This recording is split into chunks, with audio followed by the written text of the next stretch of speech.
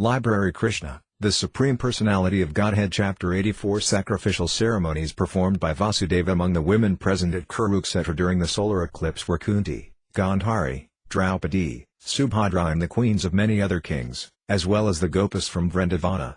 When the different queens of Lord Krishna were submitting their statements as to how they had been married and accepted by Lord Krishna as his wives, all the female members of the Kuru dynasty were struck with wonder. They were filled with admiration at how all the queens of Krishna were attached to him with love and affection. When they heard about the queen's intensity of love and affection for Krishna, they could not check their eyes from filling with tears.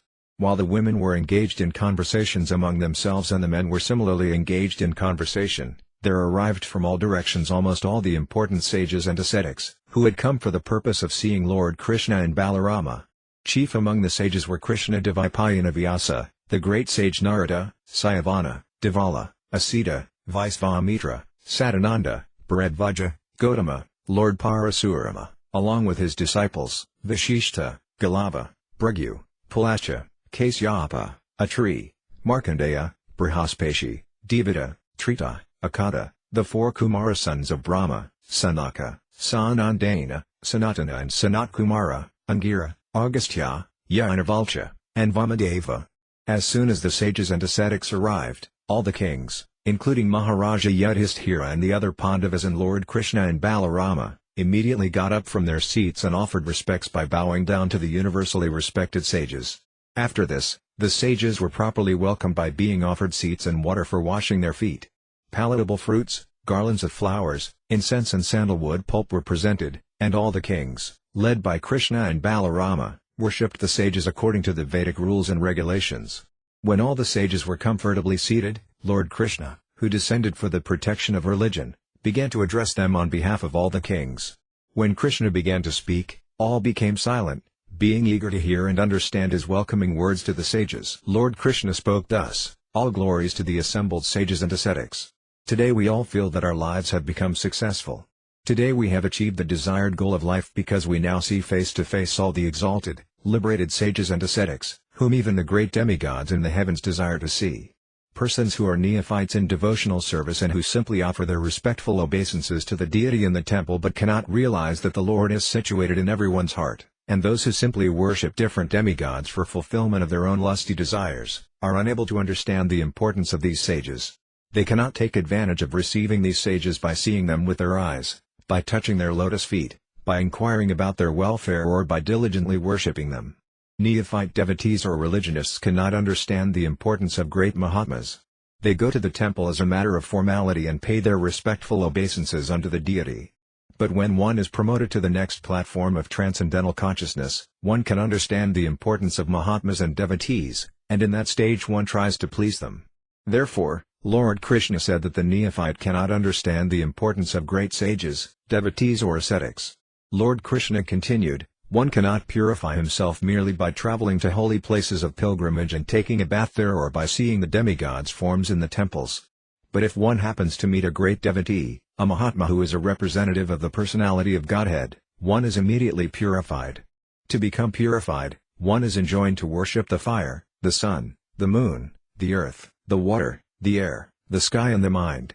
By worshipping all the elements and their predominating deities, one can gradually become free from the influence of envy, but all the sins of an envious person can be nullified immediately simply by serving a great soul." My dear revered sages and respectable kings, you can take it from me that a person who accepts this material body made of three elements, mucus, bile and air, as his own self, who considers his family and relatives his own, who accepts material things as worshipable, or who visits holy places of pilgrimage just to take a bath there but never associates with great personalities, sages and Mahatmas, such a person, even though in the form of a human being, is nothing but an animal like an ass. When the Supreme Authority, Lord Krishna, was thus speaking with great gravity, all the sages and ascetics remained in dead silence. They were amazed upon hearing him speak the absolute philosophy of life in such a concise way. Unless one is very much advanced in knowledge, one thinks his body to be his self, his family members to be his own, and the land of his birth to be worshipable. From this concept of life, the modern ideology of nationalism has sprung up. Lord Krishna condemned such ideas, and he also condemned persons who take the trouble to go to holy places of pilgrimage just to take a bath and come back without taking the opportunity to associate with the great devotees and Mahatmas living there. Such persons are compared to the most foolish animal, the ass. All those who heard considered the speech of Lord Krishna for some time, and they concluded that Lord Krishna was actually the Supreme Personality of Godhead playing the role of an ordinary human being, who is forced to take a certain type of body as a result of the reactions of his past deeds. He was assuming this pastime as an ordinary human simply to teach the people in general how they should live for perfection of the human mission. Having concluded that Krishna was the Supreme Personality of Godhead, the sages addressed him thus: "Dear Lord, we, the leaders of human society, are supposed to possess the proper philosophy of life, yet we are bewildered by the spell of your external energy. We are surprised to see your behavior, which is just like that of an ordinary human being and which conceals your real identity as the Supreme Personality of Godhead, and we therefore consider your pastimes to be all wonderful. Our dear Lord, by your own energy you create, maintain and annihilate the whole cosmic manifestation of different names and forms, in the same way that the earth creates many forms of stone, trees and other varieties of names and forms and yet remains the same. Although you create varieties of manifestations through your energy, you are unaffected by all those actions. Our dear Lord, we are simply stunned to see your wonderful acts. Although you are transcendental to this entire material creation and are the Supreme Lord and the Supersoul of all living entities, you appear on this earth by your internal potency to protect your devotees and destroy the miscreants.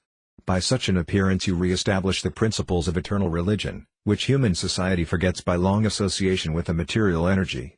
Our dear Lord, you are the creator of the social orders and spiritual statuses of human society according to quality and work, and when these orders are misguided by unscrupulous persons, you appear and set them right. Dear Lord, the Vedic knowledge is the representation of your pure heart. Austerities, study of the Vedas, and meditative trances lead to different realizations of yourself in your manifested and non-manifested aspects. The entire phenomenal world is a manifestation of your impersonal energy, but you yourself, as the original personality of Godhead, are not manifested there. You are the Supreme Soul, the Supreme Brahman. Persons who are situated in Brahminical culture, therefore, can understand the truth about your transcendental form. Thus you always hold the Brahmanas in respect, and you are considered to be the topmost of all followers of Brahminical culture. You are therefore known as Brahmanyadeva. Our dear Lord, you are the last word in good fortune and the last resort of all saintly persons, therefore we all consider that we have achieved the perfection of our life, education, austerity and acquisition of transcendental knowledge by meeting you. Factually, you are the ultimate goal of all transcendental achievements. Our dear Lord, there is no end to your unlimited knowledge. Your form is transcendental, eternally existing in full bliss and knowledge. You are the Supreme Personality of Godhead, the Supreme Brahman, the Supreme Soul. Being covered by the spell of your internal potency, Yogamaya, you are now temporarily concealing your unlimited potencies, but still we can understand your exalted position, and therefore all of us offer you our respectful obeisances. Dear Lord, you are enjoying your pastimes in the role of a human being, concealing your real character of transcendental opulence. Therefore, none of the kings present here, even the members of the Yadu dynasty, who constantly mingle with you, eat with you and sit with you, can understand that you are the original cause of all causes, the soul of everyone, the original cause of all creation. When a person dreams at night, hallucinatory figures created by the dream are accepted as real, and the imaginary dream body is accepted as one's real body. For the time being, one forgets that besides the body created in hallucination, there is another, real body in his awakened state. Similarly, in the awakened state also, the bewildered conditioned soul considers sense enjoyment to be real happiness. By the process of enjoying the senses of the material body, the spirit soul is covered, and his consciousness becomes materially contaminated. It is due to material consciousness that one cannot understand the Supreme Personality of Godhead, Krishna. All great mystic yogis endeavor to revive their Krishna consciousness by mature practice of the yoga system just to understand your lotus feet. They meditate upon your transcendental form to counteract their accumulated sinful reactions. It is said that the water of the Ganges can vanquish volumes of a person's sinful reactions, but the Ganges water is glorious only due to your lotus feet. The Ganges water flows as perspiration from the lotus feet of your lordship. And we are all so fortunate that today we have been able to see your lotus feet directly. Dear Lord, we are all surrendered souls, devotees of your lordship, therefore, please be kind and bestow your causeless mercy upon us.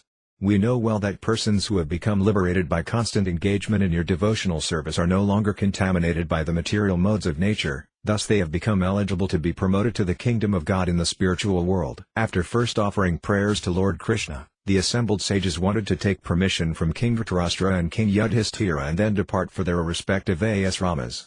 At that time, however, Vasudeva, the father of Lord Krishna and the most celebrated of all pious men, approached the sages and with great humility offered his respects by falling down at their feet. Vasudeva said, "My dear great sages, you are more respected than the demigods. I therefore offer my respectful obeisances unto you. I wish for you to accept my one request, if you so desire. I shall consider it a great blessing if you kindly explain the supreme fruit of activity by which one can counteract the reactions of all other activities." The great sage Narada was the leader of all the sages present. Therefore he began to speak. "My dear sages," he said, "it is not very difficult to understand that because of his great goodness and simplicity, Vasudeva, who has become the father of the personality of Godhead by accepting Krishna as his son, is inclined to ask us about his welfare. It is said that familiarity breeds contempt. As such, Vasudeva, having Krishna as his son, does not regard Krishna with awe and veneration. Sometimes it is seen that persons living on the bank of the Ganges do not consider the Ganges very important, and they go far away to take their baths at a place of pilgrimage. There is no need for Vasudeva to ask us for instruction when Lord Krishna is personally present, because his knowledge is never second in any circumstance. His knowledge is not affected by the process of creation, maintenance and annihilation, nor is it ever influenced by any agency beyond himself, nor is it agitated by the interactions of the material qualities or changed in the course of time. His transcendental form is full of knowledge which never becomes agitated by ignorance, pride, attachment, envy or sense enjoyment. His knowledge is never subject to the laws of karma regarding pious or impious activities, nor is it influenced by the three modes of material energy.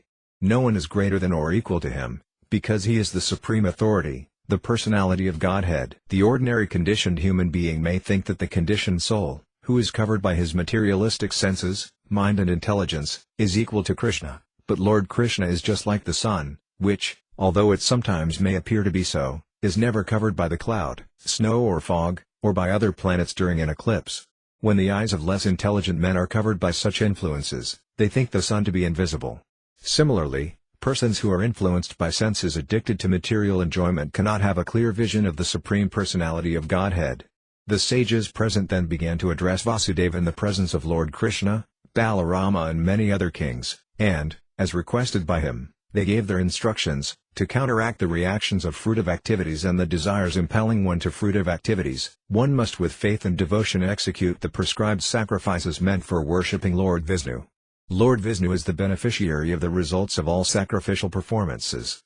Great personalities and sages who are able to see everything clearly through the eyes of the revealed scriptures and possess vision of the three phases of the time element, namely past, present and future, have unanimously recommended that to purify the dust of material contamination accumulated in the heart and to clear the path of liberation and thereby achieve transcendental bliss, one must please Lord Vishnu. For everyone living as a householder in one of the higher social orders, Brahmana, Kshatriya and Vaisya, this worship of the Supreme Personality of Godhead, Lord Vishnu, who is known as Purushotama, the original person, is recommended as the only auspicious path. All conditioned souls within this material world have deep-rooted desires to lord it over the resources of material nature. Everyone wants to accumulate riches, everyone wants to enjoy life to the greatest extent, everyone wants a wife, home and children, and everyone wants to become happy in this world and be elevated to the heavenly planets in the next life. But these desires are the causes of one's material bondage. Therefore, to get liberation from this bondage, one has to sacrifice his honestly earned riches for the satisfaction of Lord Vishnu. The only process to counteract all sorts of material desires is to engage oneself in the devotional service of Lord Vishnu. In this way a self-controlled person, even while remaining in householder life, should give up the three kinds of material desires, namely the desire for the acquisition of material opulences, for the enjoyment of wife and children, and for elevation to higher planets.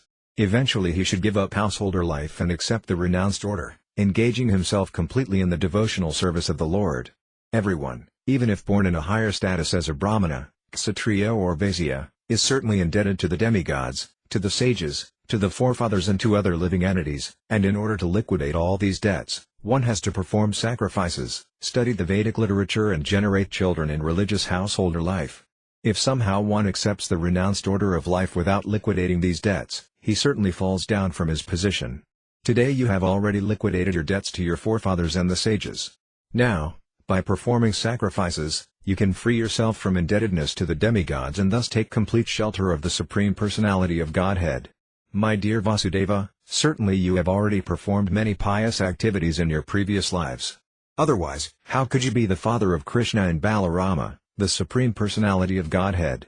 Saintly Vasudeva, after hearing all the sages, offered his respectful obeisances under their lotus feet. In this way he pleased the sages, and then he requested them to perform the yajnas. When the sages were selected as priests of the sacrifices, they in turn induced Vasudeva to collect the required paraphernalia for executing the yajnas in that place of pilgrimage. When Vasudeva was thus persuaded to start to perform the yajnas, all the members of the Yadu dynasty took their baths, dressed themselves very nicely, decorated themselves beautifully and garlanded themselves with lotus flowers. Vasudeva's wives, dressed with nice garments and ornaments and golden necklaces, approached the arena of sacrifice carrying in their hands the required articles to offer in the sacrifice. When everything was complete, there was heard the vibration of mridangas, conch shells, kettle drums and other musical instruments. Professional dancers, both male and female, began to dance. The Sudas and Magadhas, who were professional singers, began to offer prayers by singing. And the Gandharvas and their wives, whose voices were very sweet, began to sing many auspicious songs. Vasudeva anointed his eyes with black cosmetic, smeared butter over his body and then, along with his 18 wives, headed by Devaki, sat before the priests to be purified by the Abhiseka ceremony. While the ceremony was being observed strictly according to the principles of the scriptures, Vasudeva resembled the moon encircled by stars. Because he was being initiated for the sacrifice, he was dressed in a deerskin, but all his wives were dressed with very nice saris, bangles, necklaces, ankle bells, earrings and many other ornaments. Vasudeva looked very beautiful surrounded by his wives, exactly like the King of Heaven when he performed such sacrifices. At that time, when Lord Krishna and Lord Balarama, along with their wives, children and relatives, sat down in that great sacrificial arena, it appeared that the Supreme Personality of Godhead was present along with all the living entities and multi-energies that are part of him. We have heard from the sastras that Lord Krishna has multi-energies and parts and parcels, but now, in that sacrificial arena, all could actually experience how the Supreme Personality of Godhead eternally exists with his different energies. At that time, Lord Krishna appeared as Lord Narayana, and Lord Balarama appeared as Sankarsana, the reservoir of all living entities. Vasudeva satisfied Lord Vishnu by performing different kinds of sacrifices, such as Jyotistoma and Darsapurnamasa. Some of these yajnas are called Prakrita, and some of them are known as Suryasatra or Vakrita. Thereafter, the other sacrifices, known as Agnayotra, were also performed, and the prescribed articles were offered in the proper way. Thus Lord Vishnu was pleased. The ultimate purpose of offering oblations and sacrifices to please Lord Vishnu, but in this age of Kali it is very difficult to collect the different articles required for offering sacrifices. People have neither the means to collect the required paraphernalia nor the necessary knowledge or tendency to offer such sacrifices. Therefore, in this age of Kali, when people are mostly unfortunate, full of anxieties and disturbed by various kinds of calamities, the only sacrifice recommended is the performance of Sankirtana Yajna. Worshipping Lord Chaitanya by the Sankirtana Yajna is the only recommended process in this age. After the performance of the different sacrifices, Vasudeva offered ample riches, clothing, ornaments, cows, land and maidservants to the priests. Thereafter, all the wives of Vasudeva took their Vaibhrata baths and performed the part of the sacrificial duties known as Patni Samyaja. After finishing the offering with all the required paraphernalia, they all took their baths together in the lakes constructed by Parasurama, which are known as the Ramarata. After Vasudeva and his wives took their baths, all the garments and ornaments they had worn were distributed to the subordinate persons engaged in singing, dancing and similar activities. We may note that the performance of sacrifice necessitates the profuse distribution of riches. Charity is offered to the priests and the brahmanas in the beginning, and used garments and ornaments are offered in charity to the subordinate assistants after the performance of the sacrifice. After offering the used articles to the singers and reciters, Vasudeva and his wives, dressed with new ornaments and garments, fed everyone very sumptuously, from the brahmanas down to the dogs. After this, all the friends, family members, wives and children of Vasudeva assembled together, along with all the kings and members of the Vidarbha, Kosala, Kuru, Kasi, Kekaya and Srinjaya dynasties. The priests, the demigods, the people in general, the forefathers, the ghosts and the Karanas were all sufficiently remunerated by being offered ample gifts and respectful honor. Then all the persons assembled there took permission from Lord Krishna, the husband of the goddess of fortune, and while glorifying the perfection of the sacrifice made by Vasudeva, they departed to their respective homes. At that time, when King Dhritarashtra, Vidura, Yudhishthira, Bhima, Arjuna, Bhismadeva, Dronacārya, Kunti, Nakula, Sahadeva, Narada, Lord Vyāsadeva and many other relatives and kinsmen were about to depart. They felt separation and therefore embraced each and every member of the Yadu dynasty with great feeling. Many others who were assembled in that sacrificial arena also departed.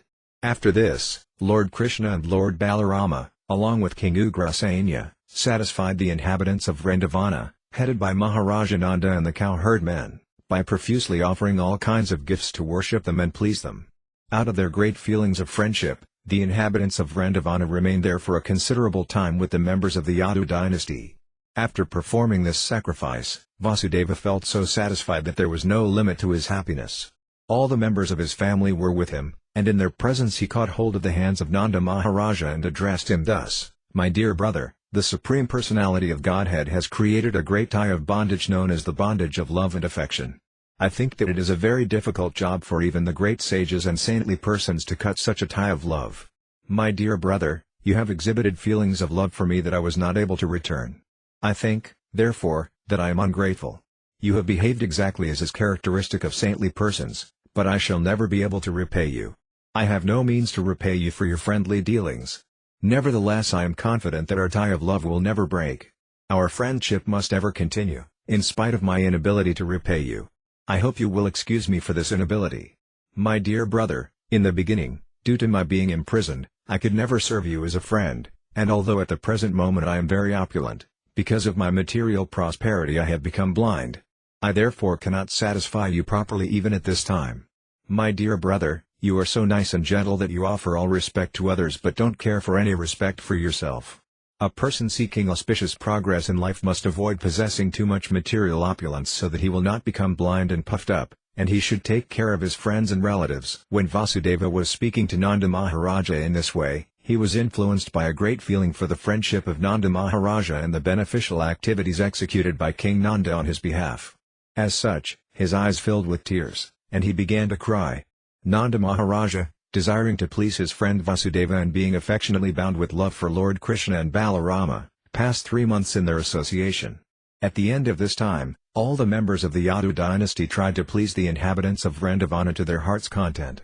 The members of the Yadu dynasty tried to satisfy Nanda Maharaja and his associates by offering them clothing, ornaments and many other valuable articles, and they all became fully satisfied.